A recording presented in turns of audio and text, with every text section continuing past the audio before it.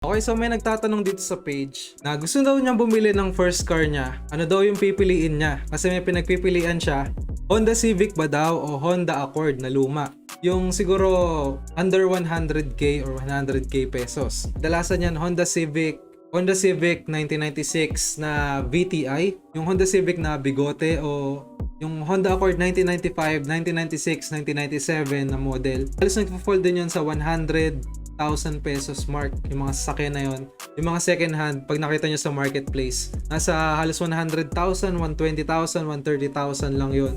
Sabay-sabay natin pag-isipan kung ano ba yung bagay na kotse. Kung bibili ka ng 100,000 pesos, anong kotse yung bibilin mo? So sa point na to, tatanungin ko kayo, sa opinion nyo, ano yung kotse yung bibilin nyo kung meron kayong 100,000 pesos? Tapos ito yung pagpipilian nyo, Honda Civic o Honda Accord na luma. Pag-isipan natin, itong Honda Civic, halimbawa ito nakita natin na Honda Civic LXI, halimbawa lang, nakita ka ng Honda Civic LXI 1996 model, yung bigote. Meron siyang PH15 engine, meron siyang manual transmission, 1.5 to 1.6 liter, displacement engine, EFI na, electronic fuel injected, meron ng VTEC. Kadalasan itong mga Civic na to, meron siyang 90 to 160 horsepower.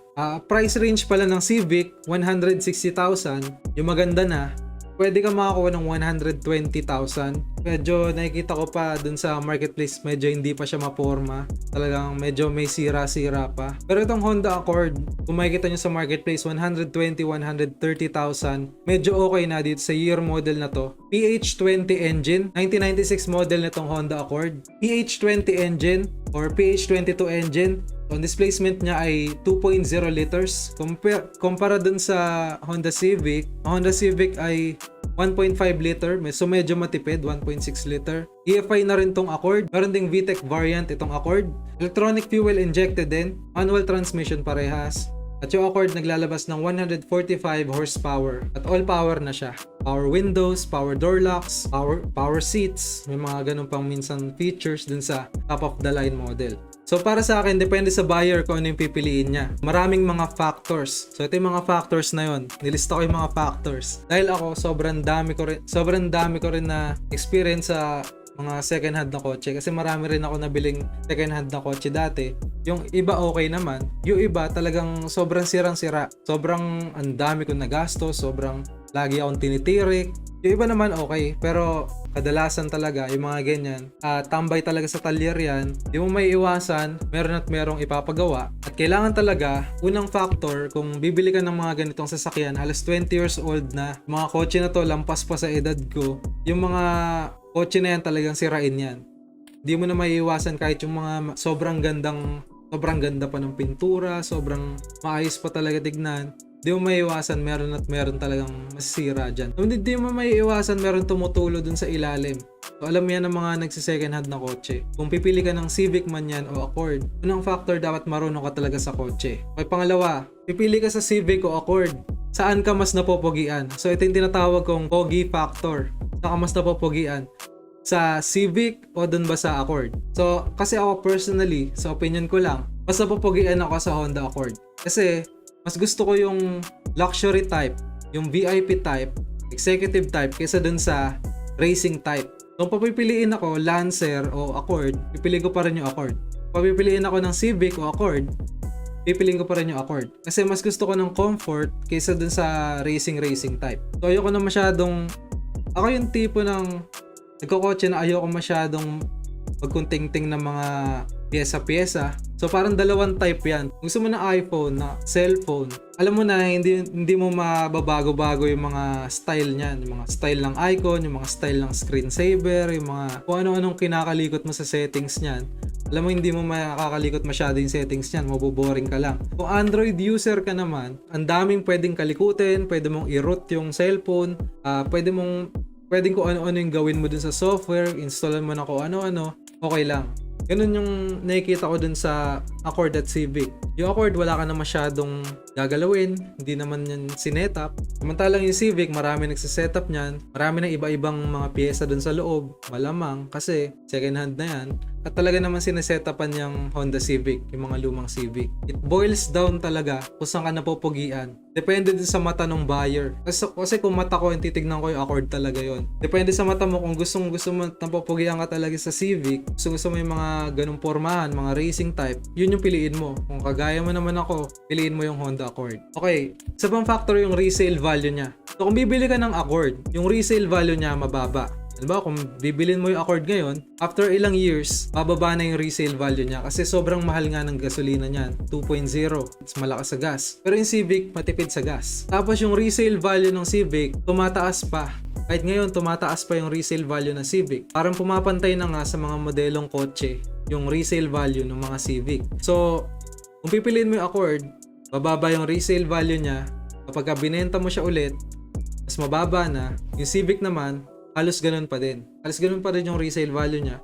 Pwedeng tumaas o pwedeng ganun pa din. Pero sa tingin ko, hindi bababa itong resale value ng Civic ngayon. Lalo na yung mga second hand na Civic. Okay, next na factor, marami bang aftermarket parts? Aftermarket parts ng Accord at Civic, sa personal experience ko na meron akong Honda Accord. Nagkaroon ako ng lumang Honda Accord dati. Sa personal experience ko, mas maraming parts yung Honda Civic kaysa sa Honda Accord.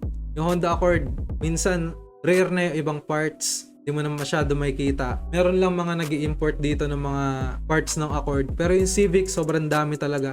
Sabi nila nagmamahal na rin daw yung mga parts ng Civic, hindi ko alam. Comment down below kung totoo to, kung nagmamahal na ba. Sa tingin ko parehas pa rin silang maraming aftermarket parts, mas konti lang talaga yung sa Accord. Okay, bibigyan ko naman kayo ng tips kung balak nyo bumili ng mga second hand car na ganito na 100,000 pesos pataas o 100,000 pesos below. So, unang tip yung price point. Huwag kayong bibili masyado ng sobrang mura.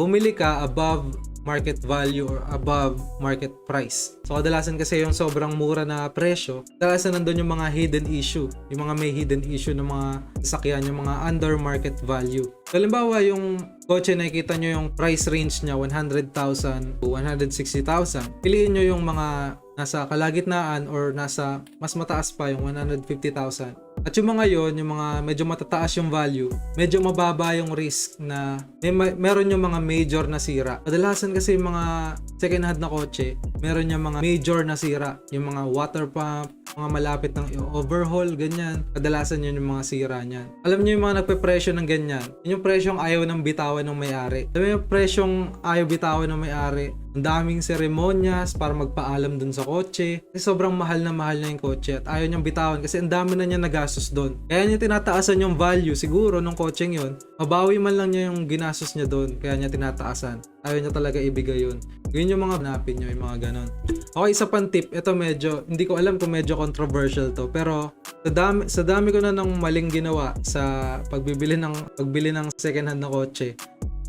Siguro ito yung pwede nyong matanong. Tanungin nyo yung trabaho nung binibilhan nyo ng kotse. Kung bibili kayo ng kotse tas ganyang kaluma, tanungin nyo yung trabaho nung binibilhan nyo. Pero sa akin lang to, yung parang metrics ko lang to. Kapag ka may kaya sa buhay, halimbawa doktor, o businessman, doktor, tas nakikita nyo pagpunta nyo dun sa meeting place, dun sa bahay niya, ang laki ng bahay niya. Kung nakikita nyo na ganun, taas yung chance na naalagaan yung kotse. Kasi may kaya yung may-ari. Pagka nakita nyo naman na parang barong-barong yung bahay, tas may kotse doon, tas wala pang garahe, tingin ko parang medyo red flag yun. Parang medyo iwas-iwasan nyo yun. Medyo pag pumunta kayo doon sa place, medyo tamang silip lang kayo doon sa lugar, tamang tanong lang kayo, medyo humanap na kayo ng paraan para medyo para bumounce na, umalis na doon. Kasi baka yung mga ganon, mataas pa yung risk na parang buy and sell yun, yung mga ganon. Hindi talaga kanila yung kotse. Sasabihin nila lady owned, pero hindi naman talaga. Kadalasan sasabihin nila, abroad daw,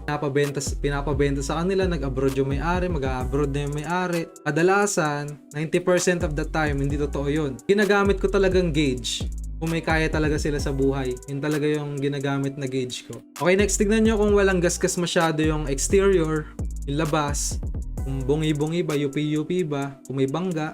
At yung interior, tignan nyo din kung maayos. Kadalasan daw pag sariwa yung interior, loob ng sasakyan, walang wasak-wasak na upuan, ang wasak-wasak na mga aircon vents, kadalasan nyo naalagaan yun. Tignan nyo rin yung history ng seller do sa marketplace. Kung makikita nyo naman yung history ng seller kung may iba pa siyang mga binebentang sasakyan. So kapag may iba pa siyang binebentang mga sasakyan na ibang-iba dun sa binebenta niya, alam mo, meron siya sedan, meron siyang SUV, malaki yung chance na siguro buy and sell yung mga yun. Mga nagpi-flip ng kotse, sira-sira naman pagdating sa inyo. So mag-ingat tayo dun sa mga ganun. So yan yung mga tips natin sa pagbili ng second hand car para sa akin lang naman. At ito yung verdict ko. Personal opinion, kung ang pipiliin mo ba second hand Honda Civic o second hand na Honda Accord. So para sa akin, kung first car mo, kung medyo may kaya-kaya ka naman siguro, piliin mo na yung Honda Accord. Kasi ang lambot nung suspension, ang lambot ng seats, power windows, power lahat. Yung comfort talaga, yung pagka VIP look. Lagyan mo lang ng mugs na stainless, gwapo na. Ako lang yung pipili,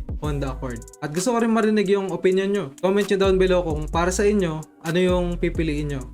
Honda Accord or Honda Civic na luma. Nga pala kung merong malapit na project car dito sa lugar namin, siguro bandang Laguna area lang, PM nyo tong ICTV PH kung gusto nyo ma-feature kasi gusto kong puntahan kayo dyan kung meron kayo interesting na project car. Gusto ko siya i-review. Gusto kong gawa ng content dito sa channel.